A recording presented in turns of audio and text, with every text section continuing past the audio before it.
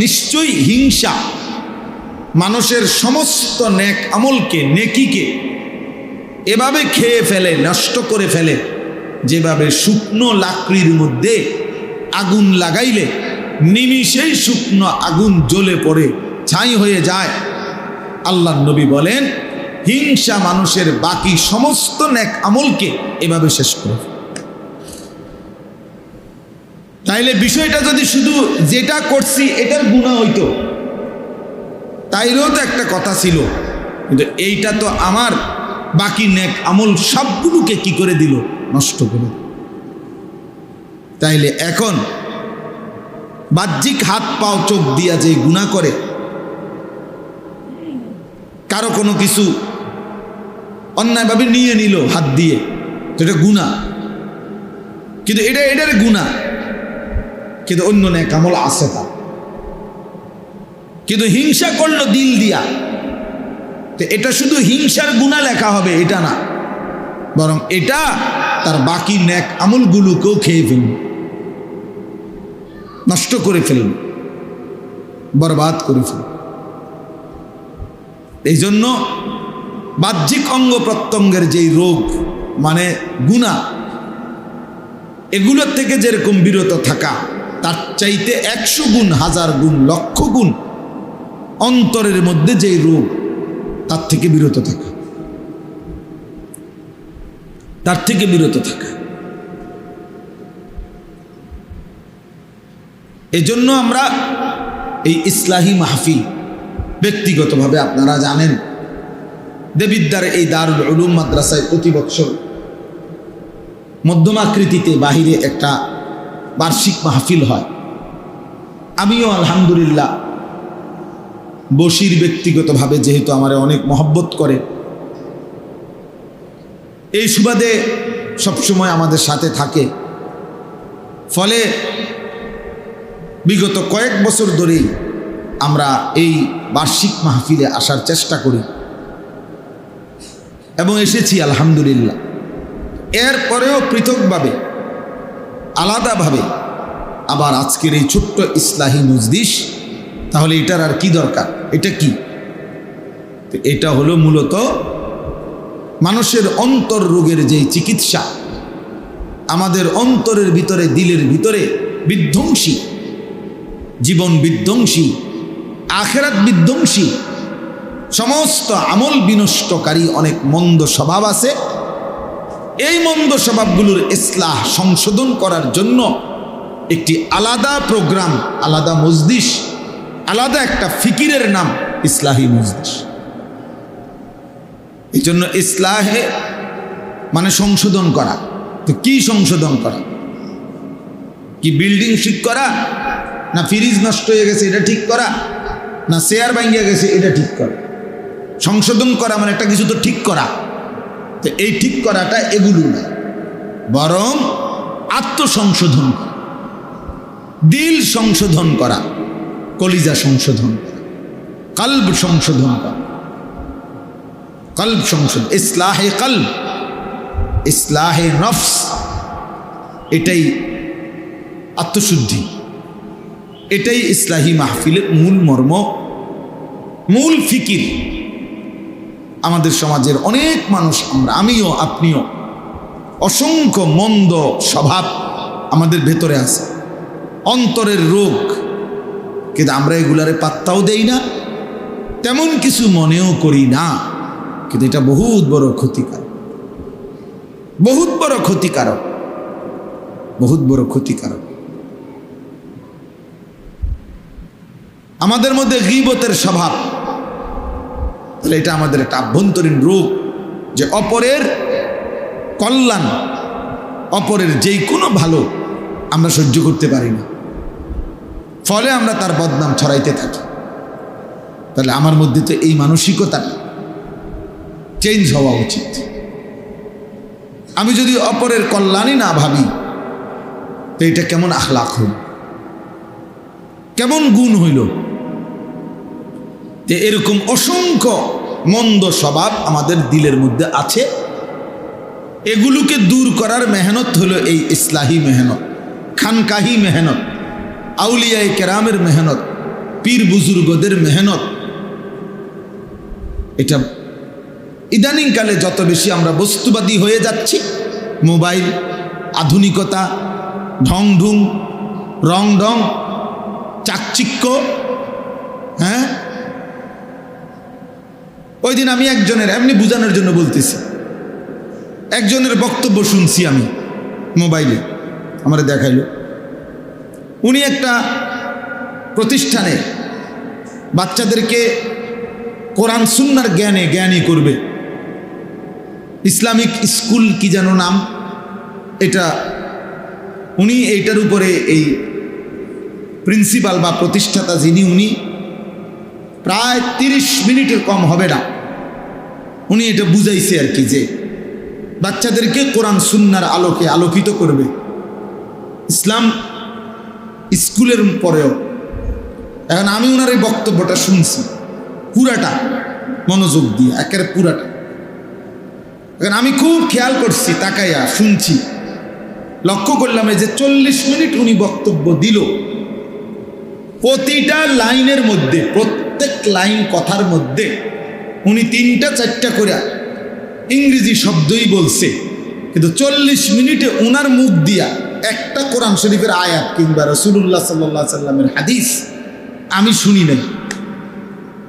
উনি তার বাচ্চা করে কোরআন সুন্নাহর জ্ঞানী করবে। তা আপনি যে শুধু ইংরেজি কইলেন, আপনি কি বুঝাইতে চাইলেন? আমরা বোকা মানুষ, হ্যাঁ, আমরা বোকা মানুষ। আপনি ধর্মীয় জ্ঞানে পারদর্শী করবেন এরকম, যে তার অন্তরকে পবিত্র করার চেষ্টা করে না সে পথহারা, যে কোরআন সুন্নাহর আলোকে জীবন গঠনের চেষ্টা করে না সে পথহারা। তো কি পথহারা? বাজারের পথ না, ব্যবসার পথ না, আখিরাত, জান্নাতের পথ। দুনিয়া মিলবে, আখিরাত মিলবে। ওমা লাহু ফিল আখিরাতি মিন খালাক, আল্লাহ বলেন আখিরাতে কোনো অংশ হবে না।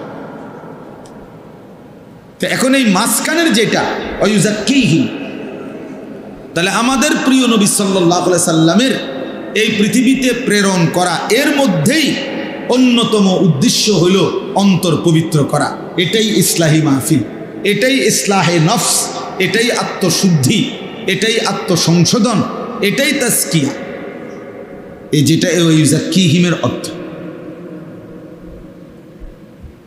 অতএব নবী সাল্লাল্লাহু আলাইহি ওয়াসাল্লামের মধ্যে তার জামানায় অন্তর বিশুদ্ধ করার মেহনত চলমান ছিল। একটা যে কয়েকজন মনোযোগ দিয়ে শুনতেছেন আপনাদেরকে বলি, একটা বিখ্যাত হাদিস আছে, আমাদের প্রিয় নবী সাল্লাল্লাহু আলাইহি সাল্লামের কাছে একদিন জিবরাইল আলাইহিস সালাম এসে নবীজি সাল্লাল্লাহু আলাইহি সাল্লামের সামনে বসে কয়েকটা প্রশ্ন করছিলেন। এই প্রশ্নটা, এই হাদিসটা, হাদিসে জিবরাইল বলে এটারে, এটা বিখ্যাত হাদিস, আমাদের মাদ্রাসায় পড়ার জীবনে সব তালেবে ইলম এটা জানে। এটা একটা সুপ্রসিদ্ধ হাদিস, সব কিতাবে আছে। তো ওই কিতাবের মধ্যে আছে যে জিবরাইল মানুষের আকৃতিতে নবীজি সাল্লাল্লাহু আলাইহি সাল্লামের কাছে এসে সাহাবায়ে কেরামের উপস্থিতিতে একদম নবীজির হাঁটু বরাবর সামনে মুখোমুখি বসে নবীজি সাল্লাল্লাহু আলাইহি সাল্লামকে প্রথম প্রশ্ন করছিল, মাল ইসলাম, হে আল্লাহর নবী, ইসলাম কি? নবীজি সাল্লাল্লাহু আলাইহি ওয়াসাল্লাম বলছেন, আল্লাহ এবং তার রাসূলের প্রতি ঈমান আনা, 5 ওয়াক্ত নামাজ পড়া, বছর শেষে হিসাব করে যাকাত প্রদান করা, রমজান মাসে রোজা রাখা, সামর্থ্য হলে হজ করা, ইসলাম। তিনি বললেন, সাদ্দাক্তা, আপনি সঠিক বলেছেন। হযরত ওমর রাদিয়াল্লাহু তাআলা আনহু বলেন, আমরা অবাক হচ্ছিলাম, লোকটা নিজেই প্রশ্ন করছে আবার সেই বলতেছে সঠিক বলেছেন। তাই আমরা বুঝতেছিলাম যে এই লোকটা ভিন্ন কেউ, নাহলে এটা তো সিস্টেম হইতে পারে না যে জানতে চাচ্ছে তাকে উত্তর বলার পরে আবার সে বলতেছে সঠিক বলেছে, তো বোঝা গেল সে আগের থেকেই জানে। প্রতিটা মুমিন, প্রতিটা ইমানদার আল্লাহর কোরআন তেলাওয়াত করবে, কোরআন শিখবে, বিশুদ্ধ কোরআন উচ্চারণ করবে। আপনি একটা ভাবেন তো, যদি 2 লাখ সাহাবী থাকে, কথার কথা 1.5 লাখ সাহাবী ছিল মনে করেন নবী সাল্লাল্লাহু আলাইহি সাল্লামের, এর মধ্যে আপনার কি মনে হয় কয় পার্সেন্ট কোরআন শরীফ শুদ্ধ করতে পারতেন? কয় পার্সেন্ট? 100%। কথা বলেন না, কয় পার্সেন্ট? 100%। 100%। তাহলে একজন মুসলমান, একজন মুমিন, আমাদের নবী সাল্লাল্লাহু আলাইহি সাল্লামের ইমানদার উম্মত, অথচ আল্লাহর কোরআন সে পড়তে পারে না, এটা কল্পনাই করা যায় না, এটা হতেই পারে না, হতেই পারে না। এ উম্মতে মুহাম্মাদীর অন্তর্ভুক্ত ইমানদার হতেই পারে না। এ তার নবীকে চিনেই না, তার সাথে তার নবীর কোনো সম্পর্ক নাই, দুনিয়ার অন্য কারো সম্পর্ক আছে। এই মিথ্যা দাবিদার যদি 1000 কোটি বারও চিৎকার করে বলে আমি নবী সাল্লাল্লাহু আলাইহি সাল্লামকে চিনি, মহব্বত করি, ভালোবাসি, এই মিথ্যা দাবি, মিথ্যা দাবি, মিথ্যা দাবি, এটা ধোঁকা, ধোঁকা, ধোঁকা, ধোঁকা, এটা ধোঁকা। কারণ তিনি 1 নম্বর পৃথিবীতে আসছেন ইয়াতলু আলাইহিম আয়াতিহি, এবং তিনি 23 বছর কোরআন উচ্চারণ করে করে উম্মতকে ডাকছেন। 23 বছর আল্লাহ ওনার কাছে কোরআন নাজিল করছে। কোরআনবিহীন কোনো মাস যায় নাই, কোরআনবিহীন কোনো সপ্তাহ যায় নাই, কোরআনবিহীন কোনো দিন কাটে না।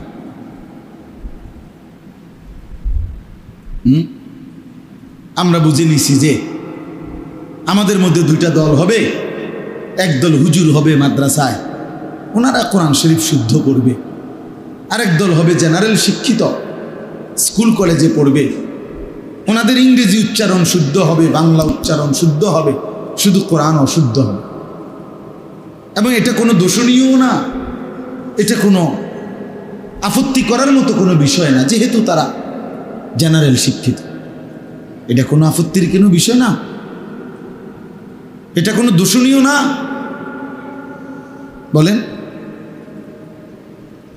এটা কোনো মেনে নেওয়ার মতো বিষয় যে হুজুর আমরা ভাগাভাগি করে নিছি, আপনারা কোরআন শরীফ শুদ্ধ করতে পারেন, আমরা ইংরেজি শুদ্ধ বলতে পারি, এই যে 50-50 অর্ধেক অর্ধেক করে নিলাম, এমন সুযোগ আছে কি আসলে বলেন? তাইলে এই জন্য 1 নম্বর এটা আমরা 1000 বার, 1,00,000 বার বলছি এবং বলতেই থাকতেছি যে মুসলমান কোরআন শরীফ শুদ্ধ করতে হবে, মুসলমান মাত্রই আল্লাহর কোরআন পড়তে হবে, মুসলমান মাত্রই আল্লাহর কোরআন জানতে হবে। শিক্ষিত না অশিক্ষিত, মূর্খ মানুষ না, এগুলো কোনো কথা না। কোনো লোক মূর্খ মানে কি? সে মানে বাংলা, অঙ্ক, ইংরেজি বা স্কুলের সরু সরে এক অখ এগুলা না পারে না, নিয়ম মাফিক লিখতে পারে না, নিয়ম মাফিক পড়তে পারে না, কথা কি বন্ধ আছে নিয়ে, দুনিয়া ভোগ করা কি বন্ধ আছে? তাহলে কোনো ব্যক্তি মূর্খতার অজুহাত দিয়ে আল্লাহর কোরআন পড়তে পারে না, এই সুযোগ নেই। আপনি স্কুলে প্রাইমারিতেও যদি না পড়েন, আপনার জন্য আল্লাহর কোরআন শুদ্ধ করা বাধ্যতামূলক এবং সহজ এবং সম্ভব, সর্বযুগেই সম্ভব, বুড়াকালেও সম্ভব। বয়স যদি 900 বছরও হয় তাইলেও সম্ভব, বয়স যদি 9 বছরও হয় তাইলেও সম্ভব। এভাবে আল্লাহর ইবাদত করা, এভাবে নামাজ, এভাবে রোজা, এভাবে যাকাত, এভাবে হজ, এভাবে রুকু, এভাবে সেজদা, এভাবে জিকির, এভাবে তেলাওয়াত, এভাবে আল্লাহর বন্দিগি করা যেন তুমি সরাসরি আল্লাহকে দেখছ। যদি এতটুকু নাও পারো, কমপক্ষে এতটুকু তোমার কলিজার ভিতরে একদম মজবুত করে বসা আছে যে আল্লাহ আমাকে দেখছে, আল্লাহ আমাকে দেখছেন, আল্লাহ আমাকে দেখছে। আমার রুকু আল্লাহ দেখতেছেন, আমার সেজদা আল্লাহ দেখতেছেন, আমার রাত আল্লাহ দেখতেছেন, আমার দিন আল্লাহ দেখতেছেন, আমার হাসি আল্লাহ দেখতেছেন, আমার কান্না আল্লাহ দেখতেছেন, আমার মোবাইলের ছবি দেখা আল্লাহ দেখতেছেন, আমার নারীর উলঙ্গ ছবি দেখা আল্লাহ দেখতেছেন, আমার সাদাকা আল্লাহ দেখতেছেন, আমার জিকির আল্লাহ দেখতেছেন, আমার তাহাজ্জুদ আল্লাহ দেখতেছেন। কমপক্ষে এতটুকু হবে, এর নিচে কোনো স্তর নাই। আমিও আল্লাহকে দেখতেছি না, আবার আমার অন্তরে এ কথাও নাই যে আল্লাহ আমাকে দেখতেছে, কোনোটাই নাই। এটা ঈমানও হয় না, ইসলামও হয় না। একজন মুসলমান, একজন যুবক, একজন নারী, একজন ঈমানদার কিভাবে নিজের জীবনটাকে এভাবে গঠন করবে যে যার সারাক্ষণ মনে পড়বে আল্লাহ আমাকে দেখছে, আমি মিথ্যা বলবো? আপনারা অনেকে শুনছেন না, বুজুর্গরা বলে, কোন আল্লাহওয়ালা বলে তার মুরিদদেরকে বলছে, আগামীকালকে আমার জন্য এমন একটা মুরগি জবাই করে আনবা, এমন জায়গা নিয়া। আমরা শুনছি হুজুরদের ওয়াজে, ছোটবেলায় আমরাও শুনছি যে কেউ না দেখে এমন জায়গার থেকে জবাই করে আনবে। সবাই মুরগি জবাই করে আনছে, একজনে জীবন্ত মুরগি নিয়ে আসছে। তো হুজুর বলছে, তুমি আস্তা মুরগি নিয়ে আসলা, সবাই তো জবাই করে আনছে। তো বলছে, হুজুর মুরগিটা কেউ দেখে না, এমন একটা জায়গার তালাশে, পুকুরের পাড়ে, নদীর ধারে, বাঁশ ঝাড়ে, কত জায়গায় গোপন একাকী জায়গায় অন্ধকারে গেলাম, কিন্তু খোদার কসম হুজুর যখনই যাই, যেখানেই যাই, বারবার মনে পড়ছে আল্লাহ তো দেখছে, আপনি তো বলছেন কেউ দেখে না, এমন জায়গার থেকে জবাই করতে, এমন জায়গা তো পাইলাম না, এমন জায়গা তো মনে হইল না কোনো জায়গারে। সব জায়গাতেই তো মনে পড়লো আল্লাহ তো দেখছে। তিনি বলছেন, হ্যাঁ বাবা, আমি তোমারই খুঁজছিলাম। আমি কি খুঁজছিলাম? তোমারই মূলত খুঁজতেছিলাম যে আমার কোন মুরিদটার হালাত এইটা হইছে, যে যার সারাক্ষণ মনে পড়ে যে আল্লাহ আমাকে, আনতা বুদাল্লাহা কাআন্নাকা তারাহু ফাইন লাম তাকুন তারাহু ফাইন্নাহু ইয়ারাক। নবীজি বলেন, এমন ভাবে আল্লাহর ইবাদত করবে যেন তুমি আল্লাহকে দেখছো। আল্লাহর নবী সাল্লাল্লাহু আলাইহি ওয়াসাল্লাম একদিন নামাজ পড়ছিলেন। নবীজি সাল্লাল্লাহু আলাইহি সাল্লাম নামাজ অবস্থায় একটু সামনে আগাইলেন, আবার পিছাইয়া নামাজের জায়গায় দাঁড়াইয়া নামাজ শেষ করলেন। সাহাবায়ে কেরাম বললেন, ইয়া রাসূলুল্লাহ, নামাজ শেষে কি হলো আল্লাহর নবী? হঠাৎ করে দেখলাম নামাজের মধ্যে একটু আগাইলেন, আবার পিছাইলেন, কি করলেন? আল্লাহর নবী সাল্লাল্লাহু আলাইহি সাল্লাম বলেন, সাহাবীরা রে, জান্নাতের আয়াত যখন পড়ছিলাম, সরাসরি এই দুই চোখে জান্নাত দেখতে পাচ্ছিলাম, আর জান্নাতের ফলগুলো দেখছিলাম। মনটা চাইছিল আগাইয়া জান্নাতের একটা ফলের থোকা ছিঁড়ি। আবার মনে পড়লো এটা তো দুনিয়া, যেন আবার ফিরে চলে আসলাম। অর্থাৎ এইভাবে দেখছে, এইভাবে দেখছে। এই জন্য আমার শায়েখ আল্লামা মুফতি মুশতাকুন নবী কাসিমি বড় সুন্দর কথা বলছে। হুজুর বলেন যে দুনিয়ার মধ্যে ক্যান্টনমেন্টের মধ্যে সেনাবাহিনী কেউ 20 বছর, কেউ 25 বছর যুদ্ধের প্র্যাকটিস করে প্রতিদিন, এই আশায় যে যেদিন চূড়ান্ত বাস্তবিক যুদ্ধ হবে সেদিন প্র্যাকটিক্যাল দেখবে, প্র্যাকটিক্যাল যুদ্ধ করবে। তো প্র্যাকটিক্যাল যুদ্ধের জন্য প্র্যাকটিস করতে থাকে অনবরত। বুঝেন নাই কথাটা? তো আল্লাহ তাআলাও যেন বলছে, নবীও যেন বলছে, উম্মত এই দুনিয়ার হায়াতটা আল্লাহকে দেখার প্র্যাকটিস করতে থাকো, প্র্যাকটিস করতে থাকো। মনে হয় যেন দেখছো, মনে হয় যেন দেখছো। একদিন এভাবে যদি করতে পারো, হাসরের ময়দানে রব্বুল আলামিন প্র্যাকটিক্যাল আল্লাহ পাক তোমার দিদার তার তোমারে দেখায় দিবে। বলবে বান্দা দেখো, এবার প্র্যাকটিস করছো বহুদিন, আজ সরাসরি দেখো।